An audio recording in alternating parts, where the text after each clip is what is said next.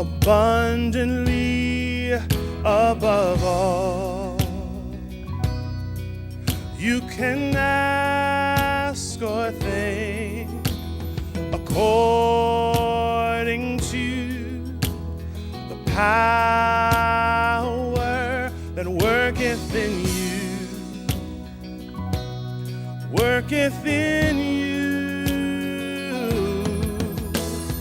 God is able to do just what He said He would do.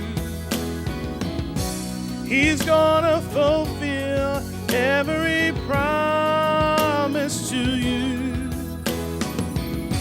Don't give up on God, 'cause He won't give up on you. He's able.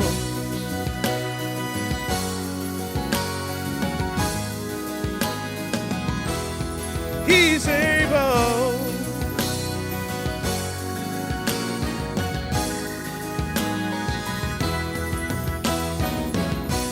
God is able to do what He said He would do.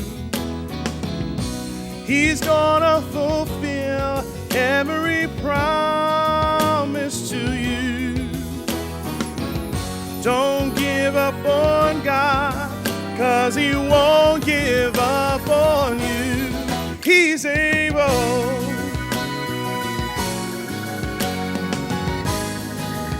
Oh, He's able.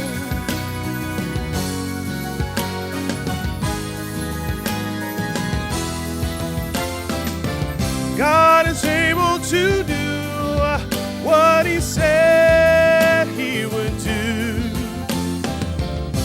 He's gonna fulfill every promise to you. Don't give up on God, 'cause He won't give up on you. He's able. Ooh, He's able.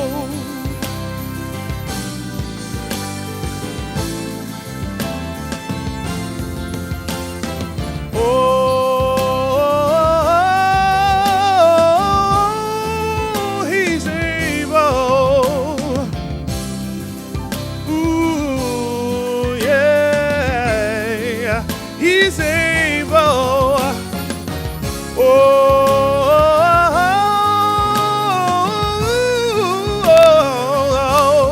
He's able.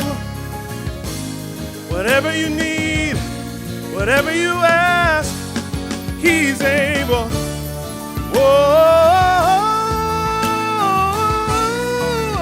He's able. Yes, He is. He's able. Yes, He is. Said, I've tried Him and I know Him.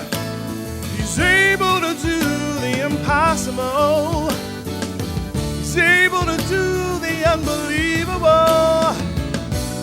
He's able, yes He is.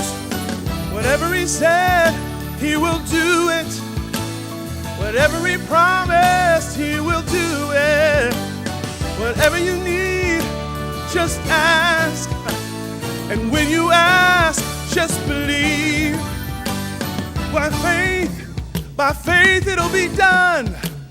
By faith, it's already done. 'Cause He's able, He's able, He's able, He's able, He's able, He's able, He's able, He's able, He's able, He's able, He's able, He's able.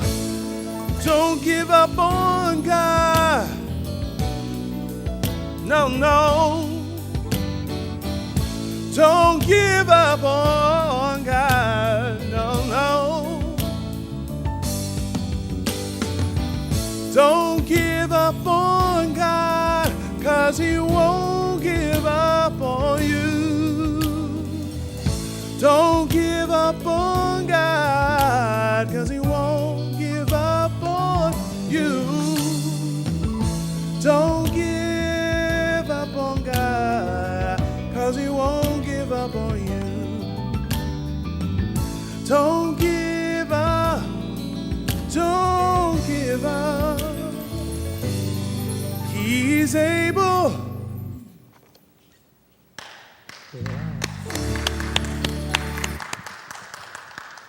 Thank you, thank you. Great and glorious morning. I'm Reverend Cheryl McCullough, and welcome to your time of transformation.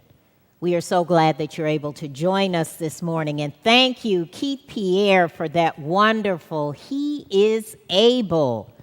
God will not give up on you, and you know why? Because God is within you. So do not give up on yourself. Always reach within and know this. And we also want to thank our guest musician for the month, Mr. Dennis Turner,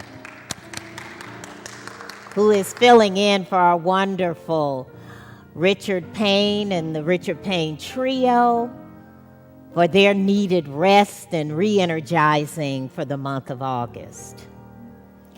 As is our practice, a member of our prayer team is holding us in prayer during the entire service. And we just ask that you be with them also in prayer, praying for those who have asked for prayer, for health and wholeness, for prosperity and abundance, and for just being. You're invited to join in with the prayer ministry every Wednesday morning at 7:30 a.m. on the prayer call.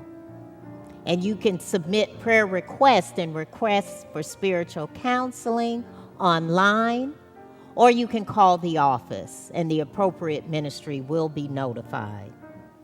Now some brief announcements before we hear our wonderful talk today. Just a reminder that the youth activities have resumed today, so check our website for specific time and connection links. Divine Connections continues on Wednesdays at 3 o'clock p.m. And our Sacred Support Circle is this Thursday at 6:30 p.m. And we also have our Thursday evening meditation at 7 o'clock. And Saturday, August 21st, we have something special coming up for you. Instead of our regular virtual mindfulness meditation that is done via Zoom, there will be a mindfulness walk. Yes, in person. The group will meet at the National Arboretum at 10 o'clock a.m. or just check your emails for details and possible transportation arrangements. Beginning Wednesdays, August 18th at 6:30 p.m., the online class, The Faith Factor, a transformative Bible study. And this is facilitated by our very own Reverend Beverly Saunders Biddle. So all you Bible scholars and those who want to be or want to know more, please join in. And next month, as I said already, we're talking about next month, September.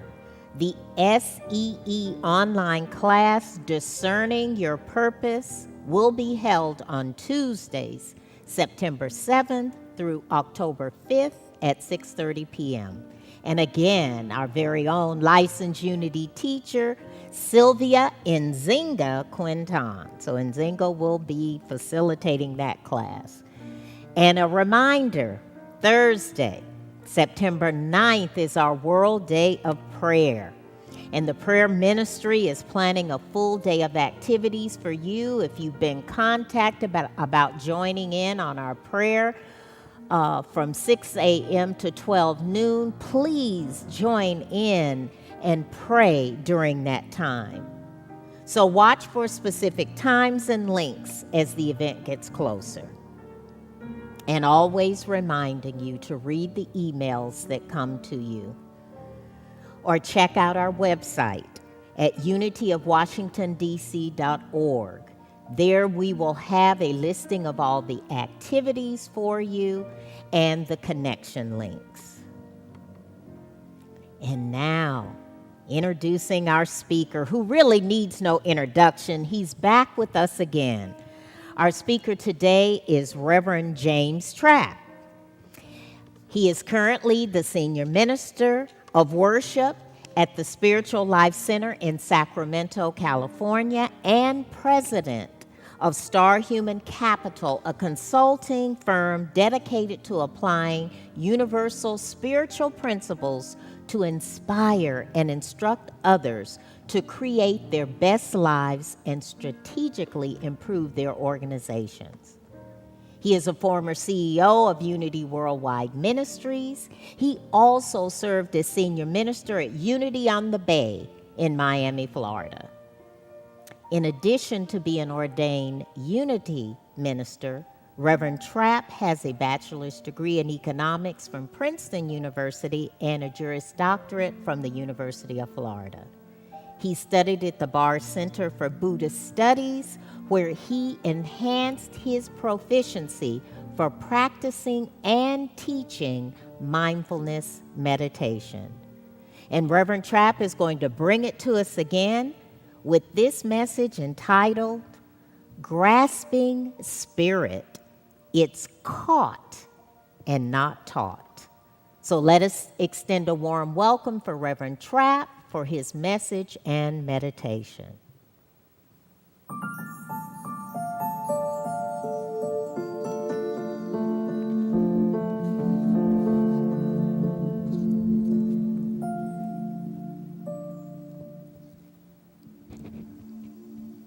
I invite you to take a deep breath. And with each breath to relax your mind and relax your body just a little more. Set aside any concerns that you may have and know right at this moment your only focus is on the presence and the power and the love of God. We are in a sea of divine and perfect love. We cannot escape this presence. This presence is always with us, no matter where we are, no matter what we are doing. And we have the choice to come under its governance, to come under its guidance, and follow its lead. And as we trust that process, we trust that guidance, then we know we will always be guided to do the right thing. We will have the right and perfect thoughts because these thoughts come straight from the Spirit of the living God. So we capture those thoughts now as we lowly listen. And as we listen, we begin to hear.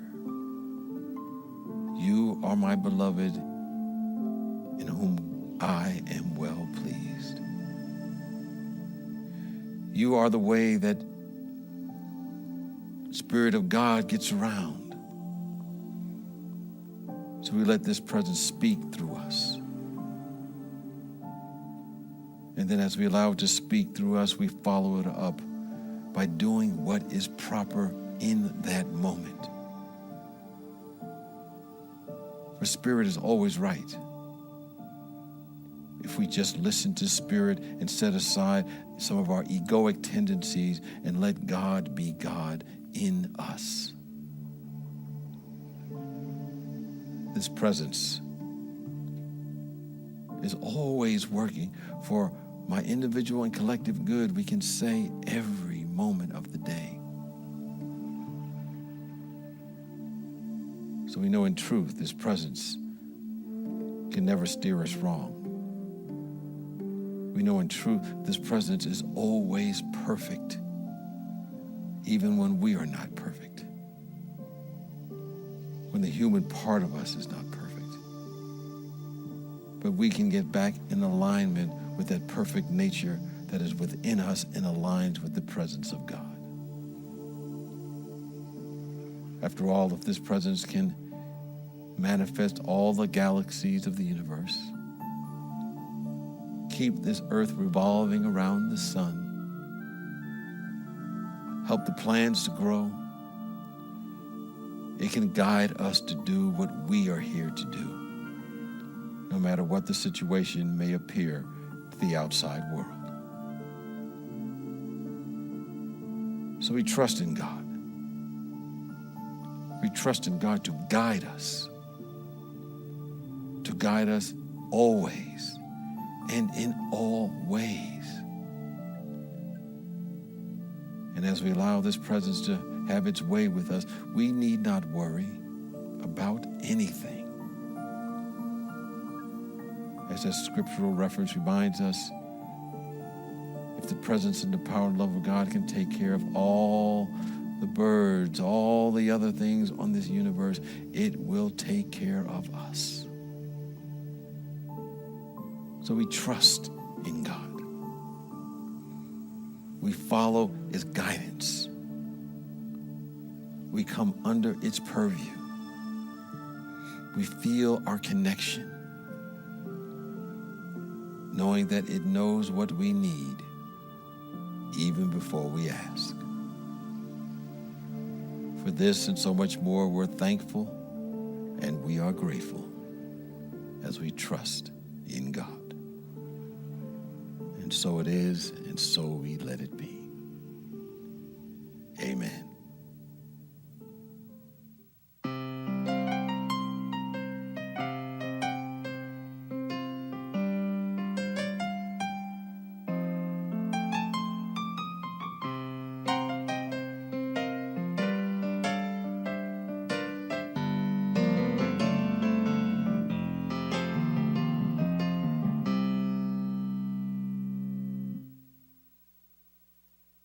Well, greetings once again, my Unity of Washington, D.C. friends. It's wonderful to connect with you once again. This is my third appearance as I fill in for Reverend Sylvia as she continues her sabbatical. And I'm so glad that I can support my spiritual sister in this way. And I thank all of you for your presence. You may have heard the saying, follow your bliss. But perhaps a more accurate idea is to be open to our bliss or perfect happiness. That openness happens when we are spiritually humble. And humble means to be teachable. I recall a song that actually was entitled Bliss. And one of the lines says, teach me to be a child. Give me a seeker's wings. Tell me the soul of things. Open my eyes. There was once a man who was a Pharisee during Jesus' time. He was a so-called ruler of men. I guess you could say he was considered a big deal. His name was Nicodemus. But Nicodemus lacked the understanding of spiritual things because he did not know that spiritual things must be spiritually discerned. Anyway, Nicodemus snuck out in the middle of the night to see the master teacher, Jesus the Christ, because Jesus was manifesting something special as evidenced by all the wonderful things that were happening around him and for his followers. And Nicodemus wanted to know what the heck was going on. They seemed to be living their bliss, or so it appeared. Now, Nicodemus had plenty of intellectual knowledge, but Nicodemus had no spiritual understanding. So he came to see Jesus by night, which means that he was in spiritual darkness. Nicodemus had studied all the scriptures and the like. But demonstrations, at least on a spiritual level, that Jesus and disciples were having were not happening in his life. So Nicodemus said to himself, this guy must know something. So Nicodemus snuck out in the middle of the night because he did not want anyone to know he was going to see this man. Because after all, people thought he, that is Nicodemus, knew everything already. So he asked Jesus what the deal was. And Jesus said, except ye be born again, you cannot see the kingdom of God. Unless you be born of the water and the Spirit, you cannot enter the kingdom of God. You won't experience this bliss. He was saying in substance, unless there's a radical shift in your perception, unless there's a movement in consciousness, you will not understand what I'm talking about here. Because spiritual things can only be spiritually discerned and understood. Now, spiritual understanding comes without us having to learn it. It happens through intuition. It happens through inspiration. You may be familiar with the story in which Jesus asked his disciples, who do people say I am? And they gave him various answers based upon their surface perception of men and women that, some were saying he was the reincarnation of one person or the other. And then he asked Peter. And Peter responded and uttered words that expressed the true identity of Jesus and his presence. He indicated he was divine. And that answer was not based upon reasoning, but based upon intuition. And Jesus said to him that flesh and blood did not reveal this to you, but the Spirit of the living God within and around you. In other words, it wasn't Jesus' intellectual understanding that revealed this to him. At best, intellectual knowledge is a forerunner of spiritual understanding. It's fact gathering. And the facts don't necessarily reveal the inner meaning that is within it. For example, there are people who can quote scripture all day long and do all the outer things, but it has no inner meaning. It has no spiritual power. Only true spiritual understanding can do that. There was a young man who had become an outstanding yoga instructor. He was an exceptional practitioner. I mean, he could bend himself in all kinds of intricate pretzels and shapes, and just thinking about it makes my body hurt. He also had one of the most perfect and maybe the cleanest diets you could possibly imagine. He appeared to do everything right and to live a highly evolved life. But one day he came to see a minister. And the reason he came to see him was despite an immaculate life that he was living, that young man was manifesting cancer. So that young yoga prodigy said he couldn't understand it. He didn't understand it because everything he did was such at a high and pure level. And as he and the minister spoke and prayed together, he said later on, after having many sessions with that spiritual guide, that he had a spiritual insight. He realized he had forgotten the presence. Oh, he had perfected his spiritual practice. He had perfected his diet. He had done that. Check, did off the list. He had done all the outer work that we're supposed to do. Check, that was done. He had all the intellectual knowledge. Check, it was done. Still, there was no opening for the emergence of his new awareness in his consciousness. He, at least according to him, he knew it all, so he thought, because he had studied everything, and he was sure he was right about everything. Nevertheless, he began to manifest a raging disease. And shortly afterward, after a great deal of self-reflection, he began to see where he made his mistake. When he realized his mistake, he once again opened up to where he was at the beginning of his practice, why he got involved in it in the first place. He remembered he was childlike, he was available, he was accessible, he was awestruck. And he was in wonder when he first started out. And he began to recall there was something continuing emerging in him that had nothing to do with his vast knowledge. It had nothing to do with what he had learned or what he had been taught. but something he caught that was not of his own doing. And he had forgotten all about that. He had gotten to that space where he stopped trying to make something happen. He stopped trying to be perfect at anything. He stopped relying on his own surface understanding. And as he did this over a period of time and went back to that innocence, that humbleness that he had from the beginning, when he returned to the medical officers after a certain time for his checkup, his disease had dissolved. Ultimately, the illness had disappeared. And he attributed it directly to his humility, his ability to be devotional and aware. He recognized that he did not know everything. And he was here to allow something to emerge in his awareness and emerge in his consciousness. When that allowance took place, something beyond human understanding broke through. Sometimes you can't put it in words. But when you catch it, you know it, even when no one else does.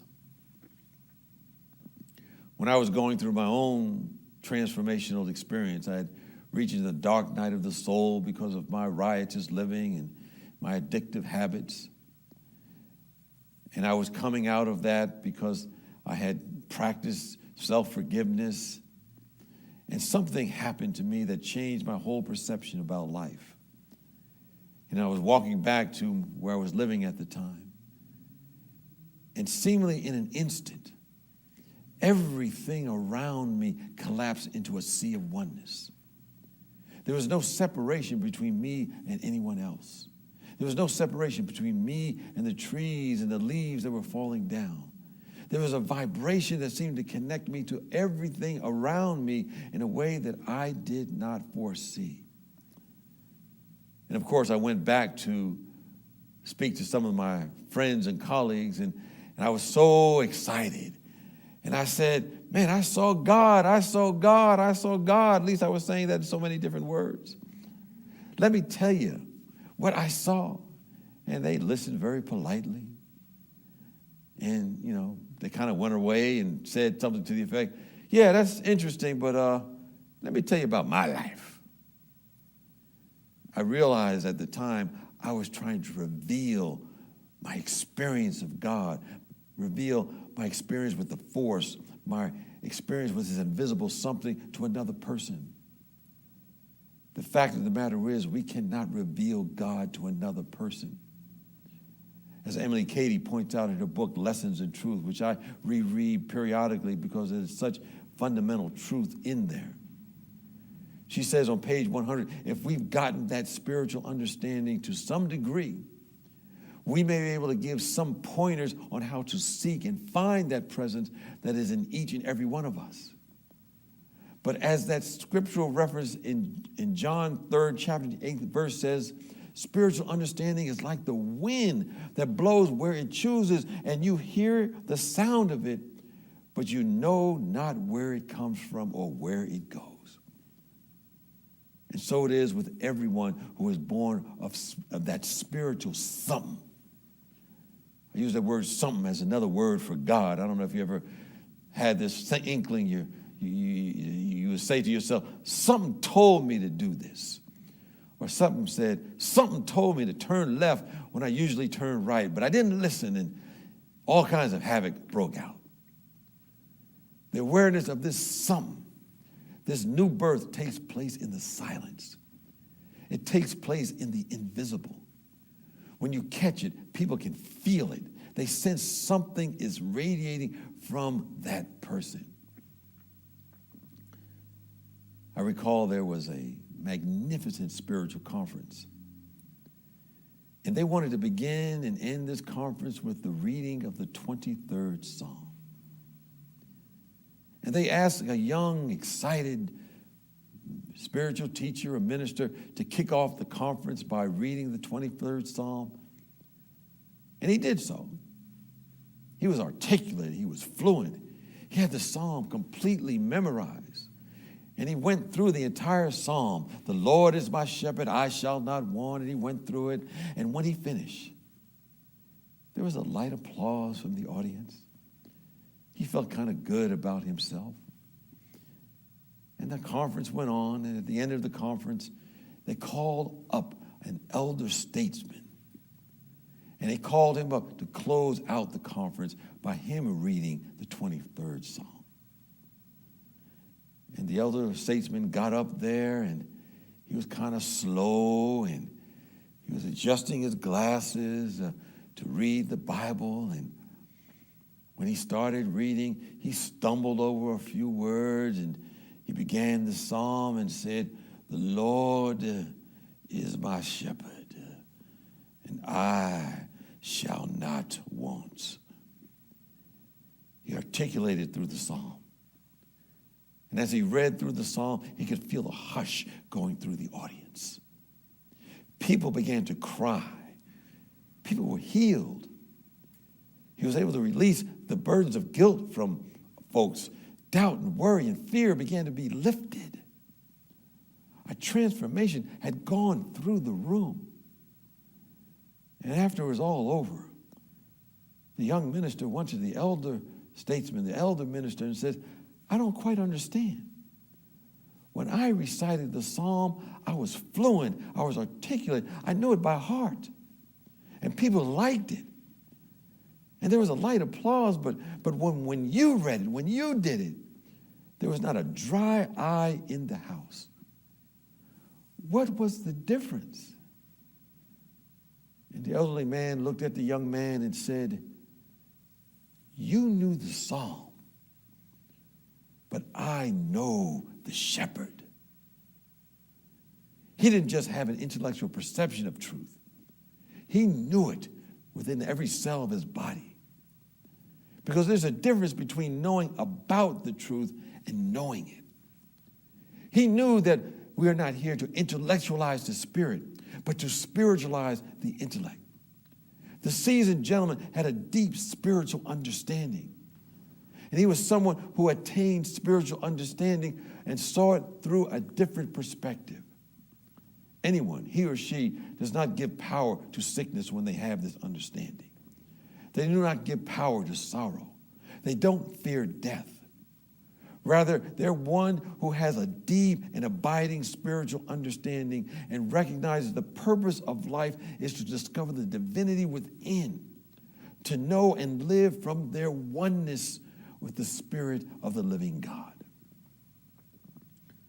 One of the first spiritual steps of understanding is a strong desire for it. Above all else, we have to have a strong desire for that spiritual understanding. You know, as it says in the Hebrew Bible, there's a story about King Solomon. And he was at the beginning of his reign, of his kingdom. And Solomon had a dream, and the presence, the consciousness, or the force, whatever you want to call it, God, showed up.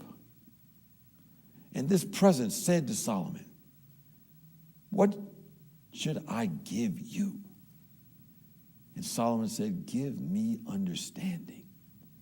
Give me spiritual understanding." And it says in the story that it pleased the presence, it pleased God so much that Solomon had asked for this.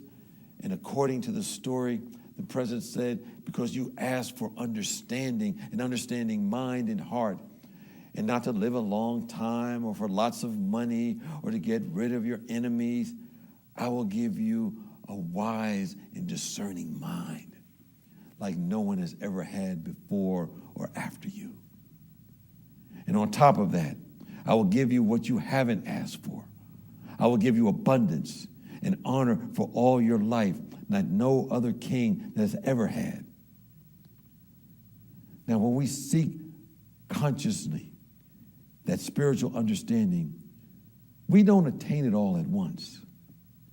We practice the spiritual teachings. We do all the external things. We love our enemies. We do good to others.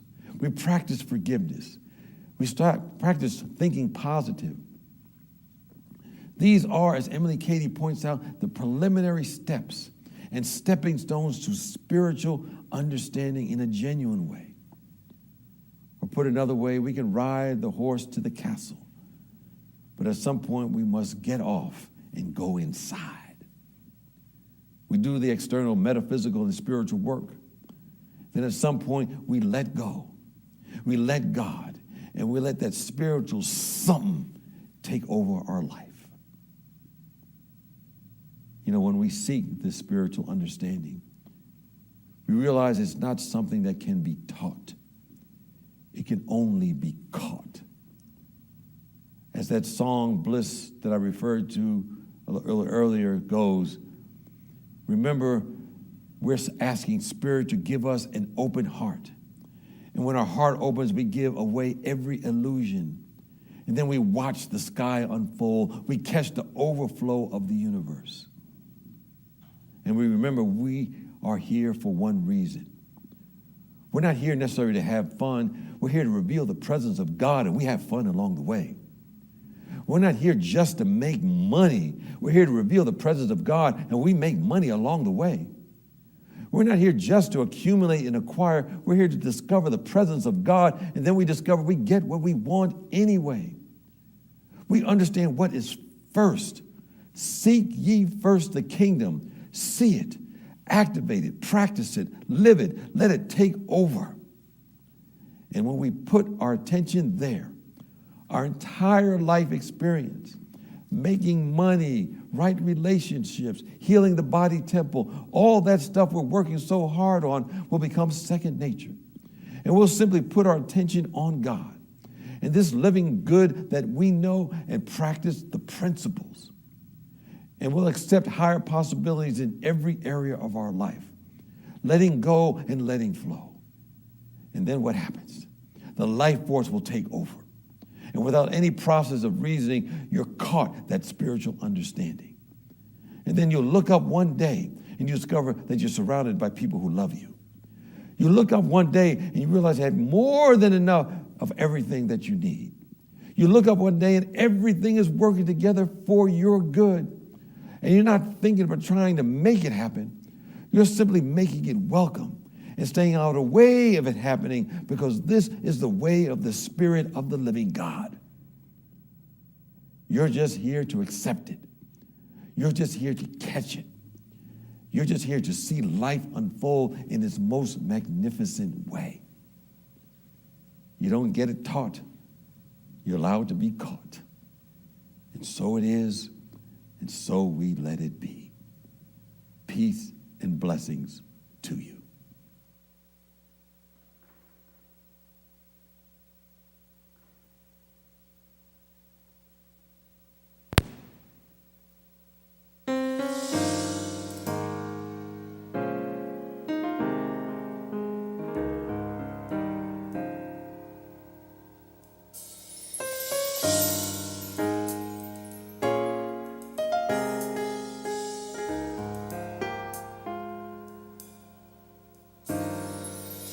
I lift my hands in total adoration unto you.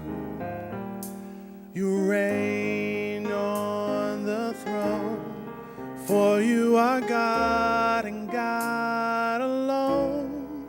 Because of you, my cloudy days are gone.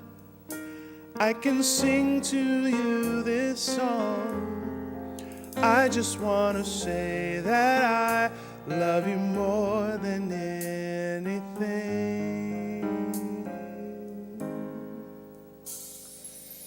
I lift my hands in total adoration unto you. You reign on the throne, for you are God and God alone. Because of you, my cloudy days are gone. I can sing to you this song. I just want to say that I love you more than anything.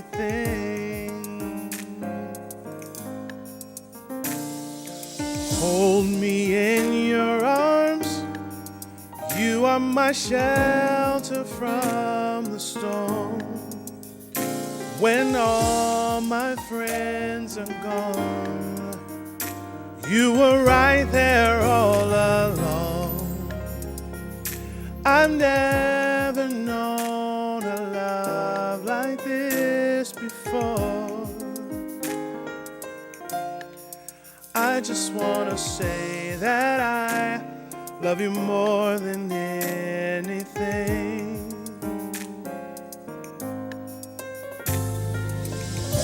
I love you, Jesus. I worship and adore you.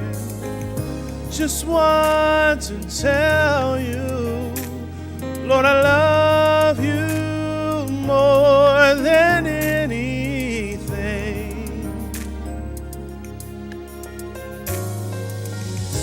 I love you, Jesus. I worship and adore you. Just want to tell you, Lord, I love you more than anything.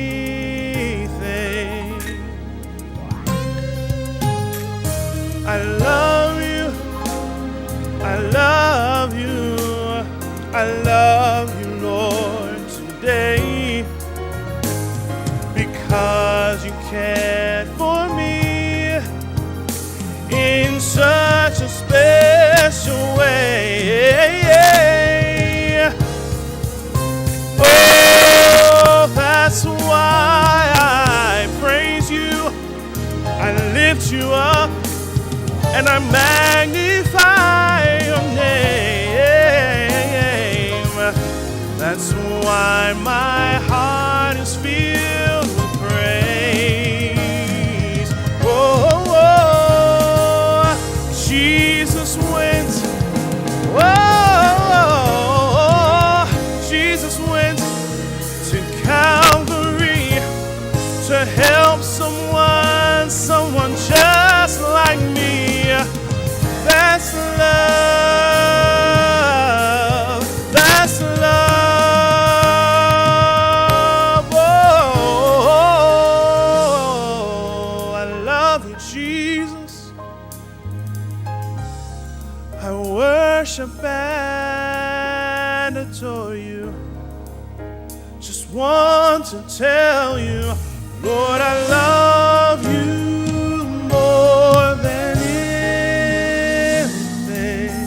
I love you, Jesus. I love you, Jesus. I love you, Lord, I love you more than anything.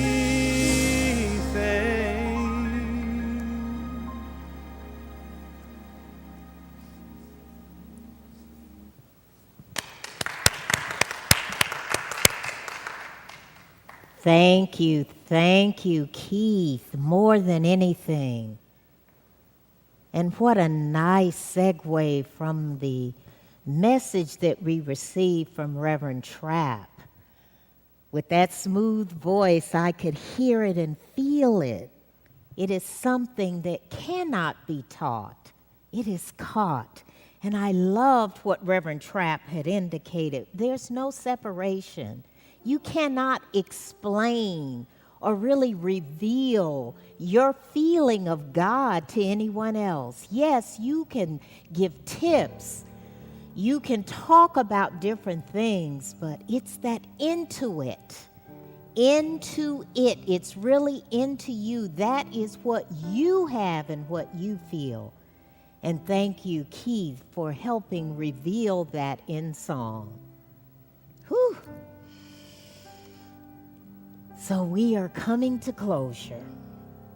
And I'm, again, on behalf of Unity of Washington, D.C., thank you for joining us today, for your love and your energy. We feel that, even though we are virtual. We do understand it's the energy that we feel, not just having this brick and mortar that we have come to. So let us prepare to bless our offering, and I ask you, putting your hands together and visualizing the abundance that is yours. knowing that your contribution blesses not only this ministry, but the various organizations that we tie to and support. We thank you for your consistency and generosity in sharing from your bounty. So as you affirm this offering blessing with me, see the good flowing back to you in expected and unexpected ways. And now together, divine love through me blesses and multiplies all that I am, all that I have, all that I give, and all that I receive. And I give in love and I receive in joy. Please see the various giving platforms shown on the screen at the end of the service. And if you miss it, go to our website or call the office during the week and someone on the staff will assist you. Again, we thank you for your giving. Our affirmation for this week is this: I let the Spirit of the living God govern and guide my life. As I do, everything works together for my good. How wonderful. We extend the hand of fellowship for you to join us again next week, when our guest speaker will be the wonderful, dynamic Reverend Dr. Raymond Anderson. So, beloved ones, be blessed and be a blessing. Stay safe. We love you. Namaste. And now our closing song.